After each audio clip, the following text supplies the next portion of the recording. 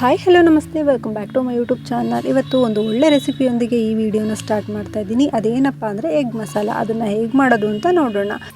ಸೂಪರಾಗಿ ಸಖತ್ತು ಟೇಸ್ಟಿಯಾಗಿರುವ ಈ ಎಗ್ ಮಸಾಲನ ಚಪಾತಿಗಾಗಲಿ, ರೊಟ್ಟಿಗಾಗಲಿ ಹಾಗೂ ರೈಸಿಗೂ ಸಹ ನೆಂಚ್ಕೊಂಡು ತಿನ್ಬೋದು. ಮೊದಲಿಗೆ ನಾನು ಒಂದು 7 ರಿಂದ 8 ಮೊಟ್ಟೆಗಳನ್ನ ಬೇಯಿಸಿ ಅದರ ಸಿಪ್ಪೆಯನ್ನು ಸುಲಿದು ಎತ್ತಿಟ್ಕೊಂಡಿದ್ದೀನಿ. ಜೊತೆಗೆ ಒಂದು ಪಾತ್ರೆನ ಬಿಸಿಗಿಟ್ಟು ಅದಕ್ಕೆ ಒಂದು 2 ಸ್ಪೂನ್ ಆಗುವಷ್ಟು ಎಣ್ಣೆನ ಹಾಕಿ ಅದಕ್ಕೆ ಹೆಚ್ಚಿಟ್ಕೊಂಡಿರುವಂಥ ಈರುಳ್ಳಿನ ಸೇರಿಸಿ ಫ್ರೈ ಮಾಡ್ತಾ ಇದ್ದೀನಿ.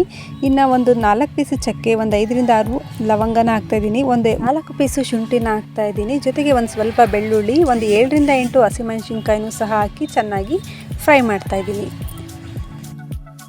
ಈ ರೀತಿಯಾಗಿ ನೀಟಾಗಿ ಫ್ರೈ ಮಾಡ್ಕೊಂಡಾದಮೇಲೆ 1 ಸ್ಪೂನಷ್ಟು ಸ್ವಲ್ಪ ಸೋಂಪನ್ನ ಹಾಕ್ತಾಯಿದ್ದೀನಿ, ಒಂದು 2 ಪೀಸು ಏಲಕ್ಕಿನ ಹಾಕ್ತಾಯಿದ್ದೀನಿ, ಒಂದು 2 ಪಲಾವ್ ಎಲೆ ಹಾಗೂ ಸ್ವಲ್ಪ ಸ್ಟಾರ್ ಹೂಗಳನ್ನ ಹಾಕ್ತಾಯಿದ್ದೀನಿ, ಒಂದು 4 ಮರಾಠಿ ಮೊಗ್ಗನ್ನು ಸಹ ಸೇರಿಸಿ ಈರುಳ್ಳಿ ಜೊತೆಗೇ ನೀಟಾಗಿ ಫ್ರೈ ಮಾಡ್ಕೊತಾ ಇದ್ದೀನಿ.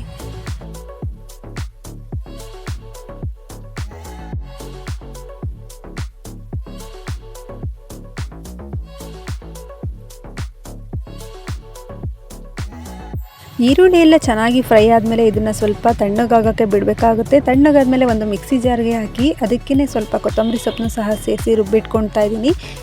ಇನ್ನು ಈರುಳ್ಳಿ ಫ್ರೈ ಮಾಡ್ಕೊಂಡಿರುವಂತಹ ಪಾತ್ರೆಗೆ ಒಂದು 2 ಟೇಬಲ್ ಸ್ಪೂನ್ ಆಗುವಷ್ಟು ಎಣ್ಣೆನ ಹಾಕಿ ಒಂದು 1/2 ಟೇಬಲ್ ಸ್ಪೂನ್ ಆಗುವಷ್ಟು ಅರಿಶಿನದ ಪುಡಿನ ಸೇರಿಸಿ 1/2 ಟೇಬಲ್ ಸ್ಪೂನ್ ಅಚ್ಕಾರದ ಪುಡಿನೂ ಸಹ ಹಾಕಿ ಸಿಪ್ಪೆ ಸುಂದಿಟ್ಕೊಂಡಿರುವಂತಹ ಮೊಟ್ಟೆನ ಹಾಕಿ ಫ್ರೈ ಮಾಡಿಟ್ಕೊಳ್ತಾ ಇದ್ದೀನಿ.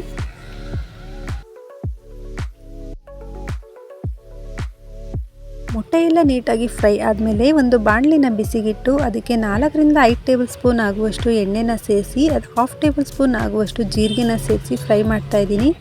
ಮತ್ತು ಇದಕ್ಕೆ ರುಬ್ಬಿಟ್ಕೊಂಡಿರುವಂತಹ ಮಸಾಲೆ ಏನಿದೆ ಅದನ್ನು ಸಹ ಹಾಕಿ ಕ್ಲೀನಾಗಿ ಫ್ರೈ ಮಾಡ್ಕೊಳ್ತಾ ಇದ್ದೀನಿ. ಇದು ನೀಟಾಗಿ ಫ್ರೈ ಆಗಬೇಕಾದ್ರೇ ಒಂದು 1/2 ಟೇಬಲ್ ಸ್ಪೂನ್ ಆಗುವಷ್ಟು ಅರಿಶಿನದ ಪುಡಿನ ಸೇರಿಸಿ 1 ಟೇಬಲ್ ಸ್ಪೂನ್ ಆಗುವಷ್ಟು ಅಚ್ಕಾರದ ಪುಡಿನೂ ಸಹ ಸೇರಿಸ್ತಾ ಇದ್ದೀನಿ. ಜೊತೆಗೆ 1 ಟೇಬಲ್ ಸ್ಪೂನ್ ಧನಿಯಾ ಪೌಡರು, 1 ಟೇಬಲ್ ಸ್ಪೂನ್ ಆಗುವಷ್ಟು ಗರಂ ಮಸಾಲಾನ ಸೇರಿಸಿ ನೀಟಾಗಿ ಮಿಕ್ಸ್ ಮಾಡ್ಕೊತಾ ಇದ್ದೀನಿ.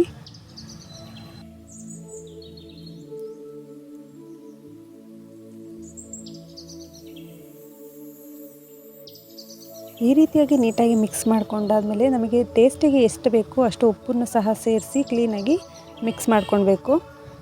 ಈ ರೀತಿಯಾಗಿ ಫ್ರೈ ಮಾಡ್ಕೊಂಡಾದ್ಮೇಲೆ ನಮಗೆ ಗ್ರೇವಿ ಎಷ್ಟು ಬೇಕೋ ಅಷ್ಟಕ್ಕೆ ನೀರನ್ನು ಸಹ ಸೇರಿಸಿ ಕ್ಲೀನಾಗಿ ಮಿಕ್ಸ್ ಮಾಡ್ಕೊಳ್ಬೇಕು.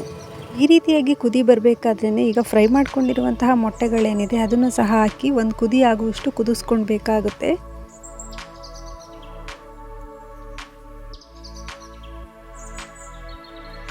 ಫೈನಲಿಯಾಗಿ ಎಗ್ ಮಸಾಲ ರೆಡಿಯಾಗಿದೆ. ಈ ರೀತಿಯಾಗಿ ಮಾಡ್ಕೊಳ್ಳೋದ್ರಿಂದ ರೊಟ್ಟಿಗಾಗಲಿ, ಚಪಾತಿಗಾಗಲಿ ಹಾಗೂ ರೈಸಿಗೆ ತುಂಬ ಚೆನ್ನಾಗಿರುತ್ತೆ. ನೀವು ಒಂದ್ಸರಿ ಮನೆಯಲ್ಲಿ ಟ್ರೈ ಮಾಡಿ. ಈಗ ನಮ್ಮ ವಿಡಿಯೋ ಇಷ್ಟ ಆಗಿದ್ದಲ್ಲಿ ಲೈಕ್ ಮಾಡಿ, ಶೇರ್ ಮಾಡಿ, ಕಾಮೆಂಟ್ ಮಾಡಿ ಹಾಗೂ ನಮ್ಮ ಚಾನಲ್ನ ಸಬ್ಸ್ಕ್ರೈಬ್ ಮಾಡಿ, ಪಕ್ಕದಲ್ಲಿರೋ ಬೆಲ್ ಐಕನ್ನ ಕ್ಲಿಕ್ ಮಾಡಿ.